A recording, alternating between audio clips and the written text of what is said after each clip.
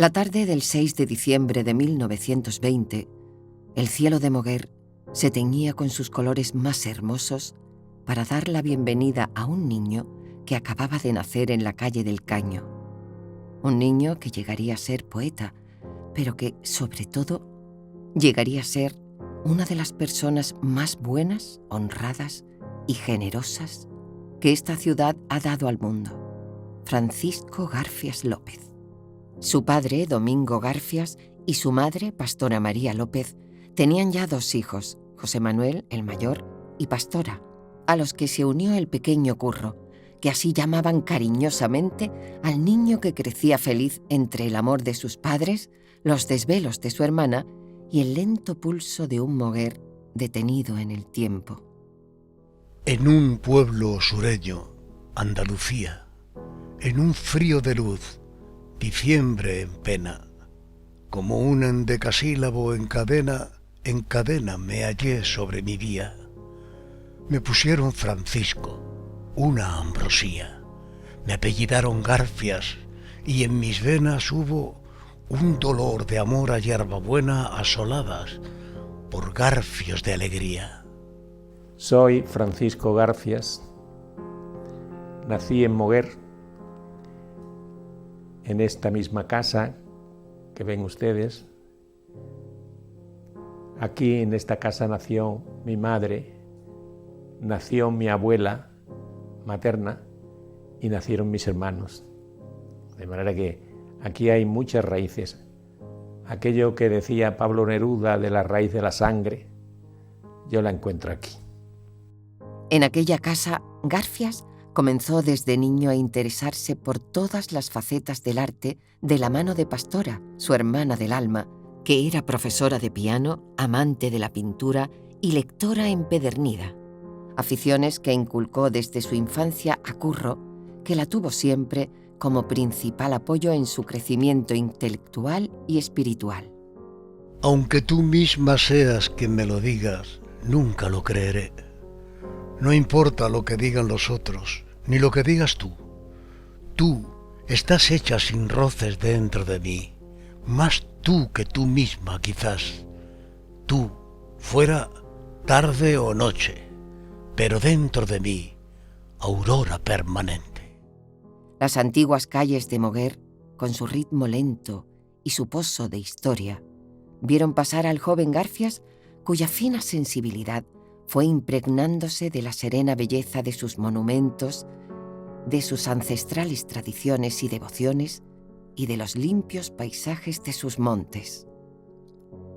La casa familiar de campo, en la cañada del Peral, se convirtió para Curro en un espacio de encuentro íntimo con la naturaleza que siempre describió con singular belleza.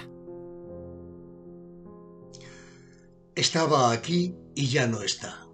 Era un pistilo, una urdimbre, una aguja de cristal, una viruta de oro, una estría, un llamear, pero ya no está. Se encendió sobre el jacinto, a un nardo lo hizo vibrar, puso un temblor en el agua y un iris sobre la cal, pero ya no está. Durante una enfermedad que lo tuvo postrado en cama largo tiempo, un Garfias adolescente descubre la poesía de Juan Ramón y con ella un universo nuevo de destellos dorados, de belleza prendida en un instante, de sencilla pureza y eternidades. Y entonces Curro se entregó por entero a buscar esa palabra capaz de transmitir el caudal de emociones de su gran corazón. Fluye el endecasílabo. Es un río que se para de pronto. Una corriente que en su furor se cuaja ciegamente, escalofrío tras escalofrío. Garfias acaba sus estudios de bachillerato, luego consigue en apenas 6 meses el título de maestro nacional y marcha a Sevilla a estudiar filosofía y letras, ya convertido en un incipiente poeta que intenta buscar su propio camino bajo la inmensa sombra del árbol juanramoniano, un árbol que él mismo alimentó con sus desvelos y su profunda admiración hacia el Nobel. Juan Ramón le anima además en la tarea con sus elogiosas palabras sobre su primer libro, Caminos Interiores, que Curro le hace llegar a su exilio americano en lo que fue el primer contacto entre los dos grandes poetas de Moguer. Hoy, en la ciudad de entonces y de ahora, junto a los mismos pájaros, he escuchado su nombre. Un río de alegría va azotando el silencio y yo le busco, astro, padre, tierra, nostalgia, en la fecundidad de lo invisible, en la memoria cierta, pues no le conocí y aún le recuerdo. En la vendimia de mi propia sangre, en este amanecer de mi cansancio, le busco en el aroma de la muerte y en el don de la vida. En la alegría y el dolor de hoy, le busco porque quiero acompañarle. A partir de entonces, espoleado quizás por el aliento de su ilustre paisano, desde la pluma de Garfias comienza a fluir un manantial claro y fresco de poesía limpia, profunda y sensitiva, que acabaría convirtiéndolo en uno de los grandes autores andaluces y españoles del pasado siglo. Mi poética, en todo caso, es mi vida, la vida, y mi temática, mi biografía y su entorno, mi alegría y mi dolor, y la alegría y el dolor que me rodea. Creo que la poesía en general existe, como decía Pedro Salinas, o no existe. Y si existe, está ahí, en lo más hondo, solitaria, cenicientilla oscura e indefensa que espera un príncipe que casi nunca llega. Afortunadamente para la poesía española, Curro sí fue uno de esos príncipes que supo redimir a la Cenicienta, que levantó el encantamiento sobre la palabra poética y la hizo suya por entero hasta ocupar cada momento de una existencia dedicada a cantar las emociones del alma. Hebra de luz, temblante en su hermosura, borda el cielo con húmedos colores y desata los místicos olores del silencio espesado en su blancura. Ya se afina la luz y ya madura la esencia deliciosa de las flores. Ya, en mis pobres caminos interiores, cuaja un sueño de amor y de ternura. Gana Garfias una beca para estudiar periodismo en Madrid y marcha el moguereño a la capital de España, donde se abre un mundo nuevo para el poeta. Allí se relaciona con pintores, escritores y músicos y se enriquece cultural y profesionalmente, teniendo como gran amigo y confidente a otro ilustre paisano suyo, el poeta de la copla Sandro Valerio. En aquella época trabé amistad y conocimiento con escritores, frecuenté algunas tertulias interesantes, vi mucho teatro, asistí a muchas conferencias y todo aquello fue como un nuevo curso o varios cursos de cultura y de formación para mí. Desde Madrid, donde Curro reside casi 50 años, el Moguer de su niñez y su ascendiente andaluz se convierten en motivo de inspiración permanente para una obra poética que, poco a poco, con cada nuevo libro suyo que ve la luz, va situando al moguereño entre la élite de las letras españolas de su tiempo. No he estado nunca alejado de Moguer y mucho menos de Andalucía, claro. Moguer ha sido para mí siempre, como he dicho antes, la raíz de mi sangre y el motivo de inspiración y de mi sentimiento. Y toda Andalucía para mí es como mi propia casa. Me encanta Andalucía, me siento andaluz integral, soy un enamorado del arte andaluz, de las personas, del carácter, del temperamento andaluz, y sin duda alguna soy un andaluz total. Hasta una veintena de libros editados y otros 3 inéditos componen la obra poética de Garfias, aunque el moguereño sería también autor de otros muchos trabajos, ensayos, antologías o biografías sobre personajes como el gran pintor de Nerva Vázquez Díaz o Celia Méndez, fundadora de Las Esclavas. En total, Sin contar sus ediciones sobre Juan Ramón, Garfias tiene en su haber más de 60 libros, en todos los cuales encontramos, al margen de su temática, el rigor, la brillantez y la honda emoción de la palabra de uno de los grandes de nuestras letras, que vio reconocida la calidad y excelencia de su obra con la concesión del Premio Nacional de Literatura. El año 1971 fue para mí muy importante porque por un libro que acababa de publicar que se llama La Duda, me dieron el Premio Nacional de Literatura. Esto, aparte de que es un halago, es también una satisfacción y una manera de entender que hay que seguir, que hay alguien que le gusta la poesía que uno escribe, y esto es un aliciente para poder seguir trabajando. Este importante galardón coloca a Curro Garfias entre los autores más importantes en lengua hispana de la segunda mitad del pasado siglo, siendo el único literato onubense que ostenta este reconocimiento nacional a su labor, lo que supone también un enorme orgullo para Moguer y los moguereños.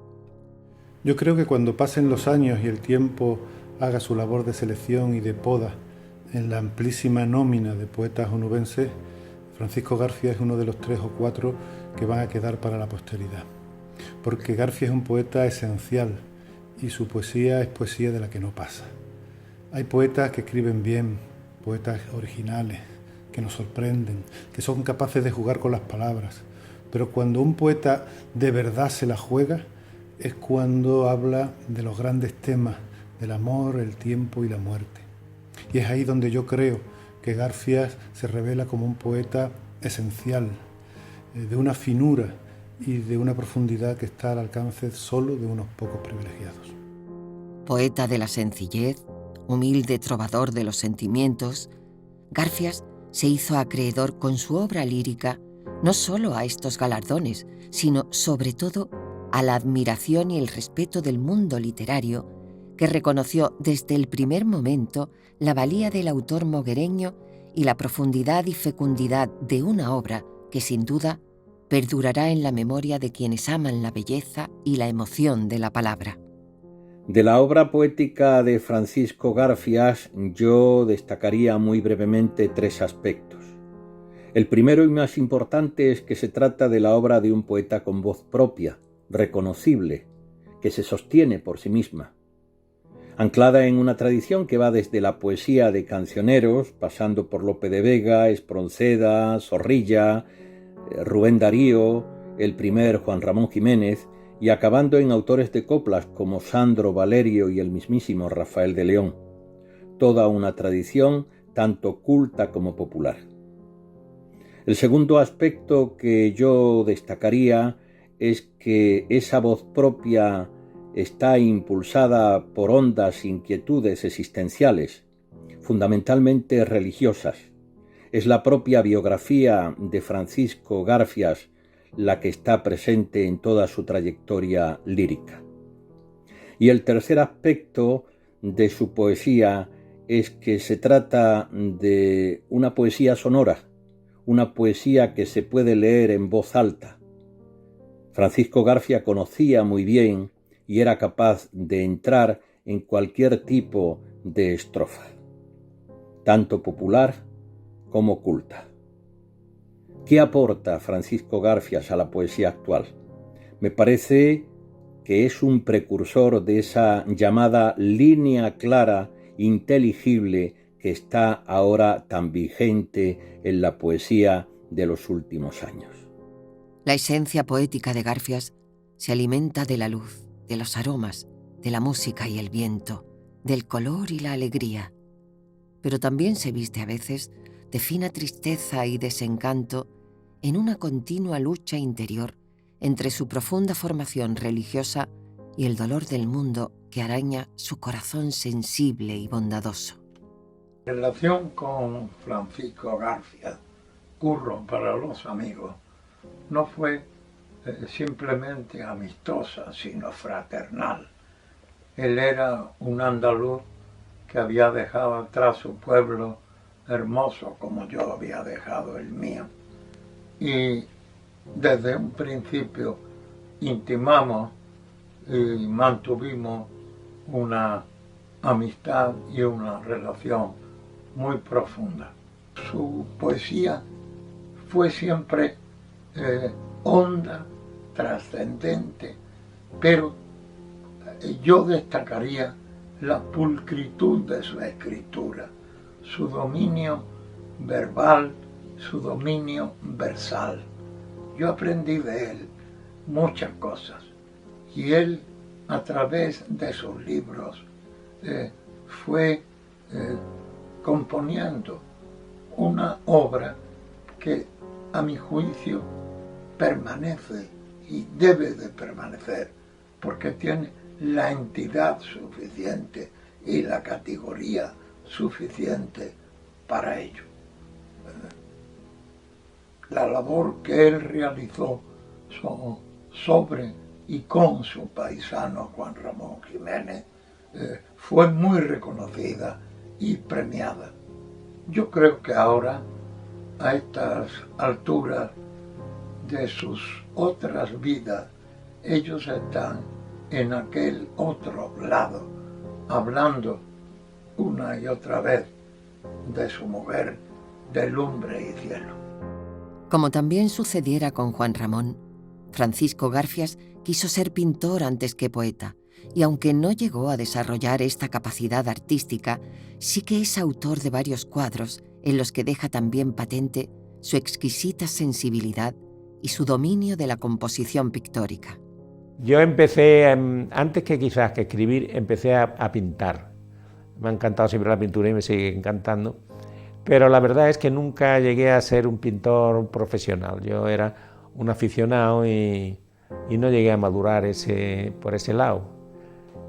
Tengo muchos cuadritos pintados por mí, algunos amigos también los tienen. Especialmente interesantes en este ámbito son la gran cantidad de reseñas y presentaciones que Curro realizó para las exposiciones de algunos de los mejores artistas plásticos del momento, muchos de los cuales afirman que nadie cantó con tanto acierto y tanta belleza su obra como este moguereño que mantuvo con el arte un idilio permanente durante toda su vida. Leía muchísimo de pintura, de arte. Yo tengo cantidad de libros de arte que me regaló. Tú sabes que él fue muy amigo, y trabajó para la Galería Altés en Madrid, que era el dueño de la galería era Agustín Rodríguez Sagún, era entonces ministro y además cuñado de Adolfo Suárez. Imagínate la altura. Bueno, pues él trabajaba para la galería como literato. Pintor que exponía en su galería, Curro García le escribía un libro. Por allí desfilaban por aquella galería los grandes, como por ejemplo Vázquez Díaz, casi toda la escuela de Madrid. Se hacía una exposición de Vázquez Díaz, pues iba apoyada por un libro que había escrito tu tío sobre Vázquez Díaz. Otra, por ejemplo, de Francisco Mateo, otro personaje de la Escuela de Madrid. Igual, Álvaro Delgado, en fin, los grandes pintores, Pancho Cosío, siempre iban apoyados por ese tipo de libros. Yo llegué a exponer en Madrid gracias a esa relación que él tenía con esa galería. Me abrió campos de pintura a las que yo no le tenía no le daba ningún valor, pero él me enseñó a valorarlas, ¿no? Como me enseñó a valorar, por ejemplo, el paisaje de Castilla, que es tan austero y tan árido, pues yo no le daba ningún interés, ¿no? Bueno, pues él luego, a través de los pintores de la Escuela de Madrid, me enseñó a valorar la pintura de la Escuela de Madrid y el paisaje de Castilla, ¿no? Ese paisaje tan machadiano, digamos, que él me enseñó a valorar. Y luego a Curro García, por sus conocimientos en pintura, aquí en Huelva se le tenía un grandísimo respeto. Desde Mateo Orduña, que digamos que era el más consagrado, la opinión de Curro era sagrada. Todos los grandes pintores de Huelva, José María Franco, en fin, todos los grandes pintores de Huelva le tenían un grandísimo respeto por los conocimientos que tenía de pintura. Francisco Garfias está considerado como el primer gran especialista en la obra de Juan Ramón y el principal responsable de que la obra del autor de Platero comenzase a ser conocida y valorada en España. Bueno, yo soy un poco hijo, poéticamente, de la generación del 27, eso que tanto se habla. y por supuesto de Juan Ramón, de quien aprendí todo lo que tenía que aprender, porque Juan Ramón, aparte de ser un maestro excepcional, un creador excepcional, es también un maestro de doctrina poética insuperable. De manera que a través de todo lo que he leído, del contacto que he tenido con sus papeles, con su doctrina, pues claro, yo he aprendido muchísimo, muchísimo. Y yo no podré nunca desgajarme del tronco del maestro. Es una cosa que va conmigo ya, para siempre. Aunque naturalmente con mi propia manera y con mi propio estilo. Durante los más de 30 años que trabajó en el Consejo Superior de Investigaciones Científicas, Garfias compuso, prologó y editó más de una treintena de libros del andaluz universal, restando ese esfuerzo y ese tiempo a su propia obra poética desde la admiración que siempre profesó a su ilustre paisano. Pero luego, a su muerte, la familia me encargó de la publicación de su obra inédita. Y desde entonces, desde que se murió Juan Ramón, desde el año 56, pues he venido haciendo libros, procurando reunir capítulos que tuvieran un mismo estilo, un mismo signo, y de estos libros han salido ya más de 30. De manera que es una labor verdaderamente de media vida, ¿no? Muchos años dedicada a Juan Ramón y aprendiendo de Juan Ramón al mismo tiempo, claro. La estrecha amistad que mantuvo con la familia del Nobel y su empeño en poner en valor la obra de Juan Ramón fueron decisivos para que en aquellos años, todavía difíciles para la cultura, el andaluz universal empezase a ser leído en su país natal. Curro siempre estuvo unido a mi vida. Desde muy pequeña recuerdo haber ido a su casa a visitarlo. Mis padres me llevaban, así como él siempre venía a nuestra casa. Eran íntimos amigos de mis padres y conocí a su madre, a doña Pastora, a Pastorita, que eran cantadoras ambas, y por supuesto a Curro, ¿no? Y bueno, pues siempre estuvo unido a nuestras vidas. Y sé que tuvo una importante misión con mi padre de sacar adelante la enorme obra inédita que había dejado nuestro querido poeta. Fue muy difícil porque en aquella época Juan Ramón no estaba bien visto, pero yo sé que ellos lucharon con uñas y dientes para que a Juan Ramón no se le olvidara en nuestra tierra, porque desde el exilio él había estado muy olvidado y poco presente en las ediciones españolas. Su esfuerzo y el ahínco y esfuerzo que pusieron en ello tuvo sus resultados, y ahí hay un montón de libros, de antologías, los libros inéditos, muchísimos libros que ellos llevaron a cabo y que han sido el primer eslabón para todos los juanramonianos que vinieron después. Esa ingente labor en favor de Juan Ramón fue sin duda el punto de partida para que otros muchos especialistas e investigadores literarios se acercasen a la figura del cansado de su nombre, lo que convierte a Garfias en el principal responsable de la proyección que la obra del Nobel tuvo en todo el universo hispanohablante. Sin lugar a duda, Curro Garfias, al margen de su relación de paisaje y de paisanaje con Juan Ramón Jiménez, es una de las personas que más ha podido influir y determinar en la difusión del poeta de Moguer, sobre todo en unos años difíciles como pudieron ser los 60, 70 y 80. Se puede decir que es la antesala, todo el trabajo que hace Curro es la antesala de todo lo que se va a producir luego en el centenario del poeta en 1981. Y en cierto modo sus trabajos de recopilación, sus ediciones, sus trabajos epistolares han permitido y en cierto modo han hecho posible que toda una generación que en aquellos momentos tenían dificultades para acceder al poeta lo hiciesen a través de su paisano Curro Garfias. Por lo tanto, yo creo que es mucho lo que se puede decir de la relación de estos dos grandes poetas, un premio Nobel de literatura y un premio nacional de literatura que en cierto modo hacen posible pensar que Moguer con estas dos figuras están en la cúspide de la poesía española. Uno de los muchos valores que atesoraba el entrañable Curro Garfias fue sin duda su sensibilidad hacia los más débiles, esa compasión llena de humanidad y ternura que le hacía emocionarse con el dolor de los demás, cuyo mejor exponente es quizás su libro El cerro del tío Pío. A finales de los 50, Curro enseñaba a leer y escribir a los pobres que malvivían en aquel suburbio madrileño, una experiencia personal de la que surgió un desgarrado canto de denuncia social y solidaridad.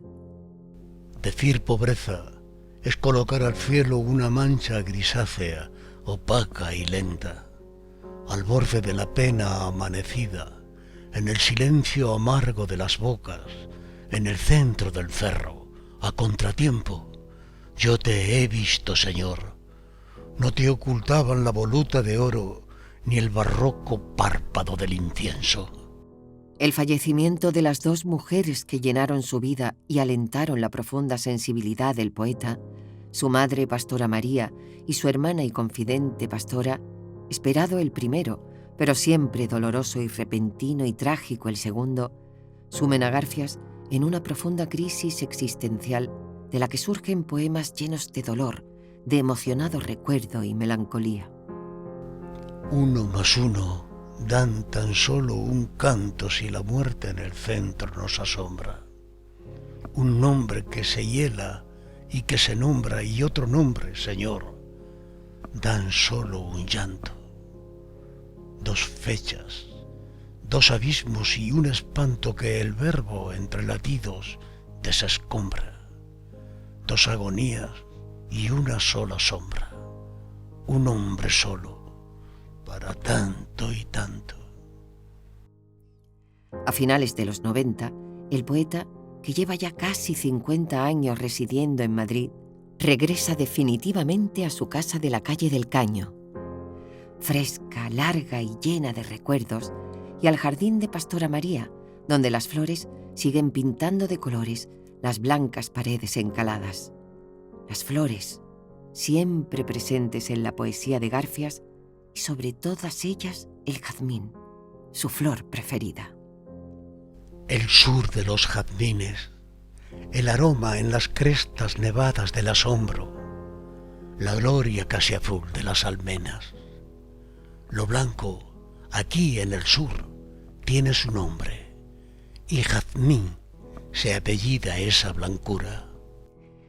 La profunda formación religiosa del poeta y su conocimiento de las devociones y tradiciones de su tierra convirtieron a Garfias en uno de los mejores oradores de su tiempo, hasta el punto de pregonar no solo las Semanas Santas o romerías de su pueblo, sino también las de otras muchas localidades onubenses, andaluzas y españolas, levantando siempre verdaderos altares a la devoción popular y poniendo letra a los himnos oficiales de ciudades como Moguer, Huelva o Palos, y a grandes acontecimientos culturales y religiosos a lo largo de toda la geografía nacional.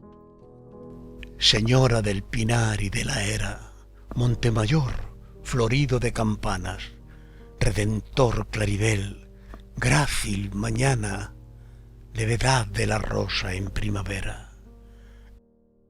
100 años después de su nacimiento, el pueblo que lo vio nacer y morir, y al que tanto quiso y tanto entregó, recuerda con emoción la figura de este gran poeta, investigador, editor y pregonero, que desde su profunda humildad y su cercanía mantuvo siempre abiertas las puertas de su casa, casi hasta el mismo momento de su muerte, donde recibía con agrado a cuantos se acercaban a él para disfrutar de su exquisita conversación, de su extraordinaria cultura artística y del halo de bondad que envolvía su figura. Lo conocí en la década de los 90 y fue a raíz de su enfermedad cuando en las visitas que rondábamos varios académicos a su casa en Moguer tuve la ocasión de compartir charlas en las que destacábamos los momentos de denuedo en los que abordábamos la necesaria humanización de la ciencia, pero también la cientificación de las humanidades.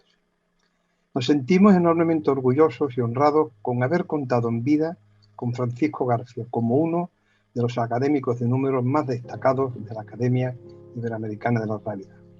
Su preocupación por la cultura, por lo cercano, por lo sencillo, por su gente, por el amor, por la felicidad, nos traslada a través de su obra al planteamiento de algunas preguntas con o sin respuesta a algunas de ellas que le permitió conseguir numerosos reconocimientos y premios. Francisco García contribuyó junto a diferentes personas pertenecientes a diferentes y distintos campos de la cultura y educación a impulsar y estimular nuestro acervo cultural con la cercanía del hombre sencillo, del hombre culto, del hombre llano.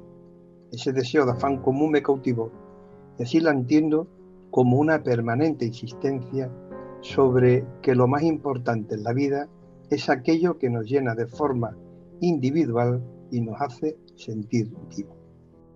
Curro llevó siempre a gala su condición de moguereño, porque Moguer no solo fue para Garfias motivo permanente de inspiración para su obra literaria o el espacio en el que habitaban sus vivencias familiares y sus sueños de infancia y adolescencia, sino que Moguer fue siempre para el poeta el espacio idílico de sus anhelos, el lugar al que regresar permanentemente en busca de paz y de sosiego, pero sobre todo, el destinatario de su infinita generosidad. Quienes tuvimos la suerte de conocer y tratar a Francisco Garfias, sabemos que irradiaba una especial sensibilidad, una sencillez y una humildad que eran capaces de llegarnos inmediatamente al corazón. Y porque creo sinceramente que es muy difícil encontrar a una persona de la talla cultural, literaria y artística de Curro, que fuese tan cercana y accesible, tan generosa y tan leal como él. Es por lo que Moguer, los moguereños y las moguereñas debemos sentirnos muy orgullosos de nuestro singular paisano y conmemorar el centenario de su nacimiento como merece quien tanto quiso y tanto entregó a su pueblo. Porque si algo destacó en la persona de Curro fue su infinito amor a Moguer, a sus paisajes, a sus gentes, a sus tradiciones, devociones, que nadie cantó nunca con tanto sentimiento y tanta profundidad. Pero es que además Francisco Garfias es sin duda uno de los autores literarios más importantes de su época. Único Premio Nacional de Literatura de la provincia de Huelva y una de las grandes figuras de la cultura moguereña y andaluza, cuya trayectoria y legado merecen que Moguer, su ayuntamiento, su ciudad, su ciudadanía, se unan para celebrar con alegría y profundo reconocimiento el centenario de este moguereño, un moguereño verdaderamente ejemplar. Hoy, 100 años después de su nacimiento, queremos recordar a nuestro insigne poeta, al hombre bueno y noble, al moguereño ejemplar, pero también al gran autor lírico que deja tras de sí una obra limpia, profunda y fresca, como un río infinito de emoción y belleza. El mejor homenaje que podemos hacerle a Francisco Garfias y la mejor manera de mantener viva su memoria es, sin lugar a dudas, leer su obra, dejarnos llevar de su mano a ese universo pleno de fina armonía, de destellos de luz, con reflejos de eternidad, que construyó el poeta con sus palabras de hombre y su corazón de niño. Y desde allí, en el Parnaso de la poesía, en el rincón infinito donde se agolpa toda la belleza del mundo, la voz de Curro, con la imagen de su Moguer siempre al fondo, continuará cantando la vida con su rosario de penas y alegrías, y su corazón amable y generoso seguirá latiendo para siempre con el sosegado ritmo de la eternidad. Gracias por tanto, Francisco Garfias. Gracias. Y hasta siempre, amigo Curro. Tuvo los ojos claros, pero el nombre no se recuerda. ¿Acaso se llamaba Melancolía? Lo que sí se sabe que era poeta y que vivió en el sur, cerca del mar. No se conoce el sitio. También se afirma que en el centro exacto del corazón, En el panal sangriento se le notaba a veces como un pájaro con ceniza en las alas. No se sabe más. Era poeta, ya se lo dije. Se quedaba a veces contemplando las nubes, otras veces ponía sus palabras como un polvillo de oro en la cuartilla, o posaba la mano en otra mano, o se quedaba mudo de repente, imaginando arroyos y sonetos. El nombre, de verdad, no se recuerda.